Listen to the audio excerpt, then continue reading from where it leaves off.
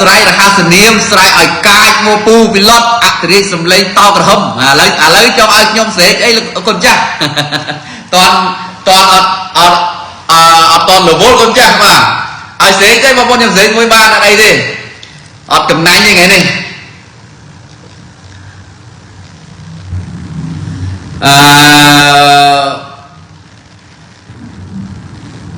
ខំកូនខ្លារហស្សនាមរបស់គេខ្លាជំទង់ជង្គង់មាសប្រឡាក់ឈាមអរលោកស្រីអ្នកនាងកញ្ញាជាទីមេត្រីហើយលើនេះក៏សូមណែនាំឲ្យស្គាល់សមាជិកភាពកីឡាករបង្គោលក្រហម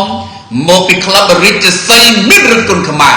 បង្ហាត់ដោយលោកគ្រូប៊ឺខាំសូមសំលេងស្វាគមន៍ឲ្យខ្លាខ្លាំងជូនខ្លាជំទង់ជង្គង់មាសប្រឡាក់ឈាមខំកូនខ្លាឥឡូវនេះមិនបងអង្គយូរទេសូមណែនាំសមាជិកភាពជាគូប្រយុទ្ធជាមួយនឹងខំកូនខ្លាសូមណែនាំឲ្យស្គាល់សមាជិកភាពកីឡាករបង្គោលខៀវមកពីក្លឹបធនសិភាគុណខ្មែរបង្ហាត់ដោយលោកគ្រូធំធនសិភាអស់លោកស្រីអ្នកនាងកញ្ញាជាទីមេត្រីសូមសំលេងស្វាគមន៍ឲ្យខ្លាំងជូន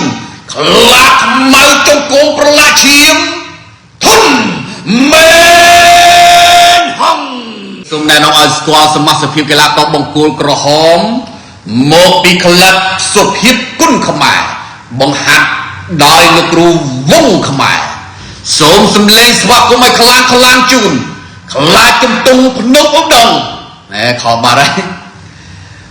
សូមសំលេងស្វាគមន៍ឲ្យខ្លាំងជូនខ្លាចជំទង់ភ្នំឧដុង្គឡាសៃណេអត់តន់ដាច់ទេតន់យើងងើបឈរឡើងមិនដាច់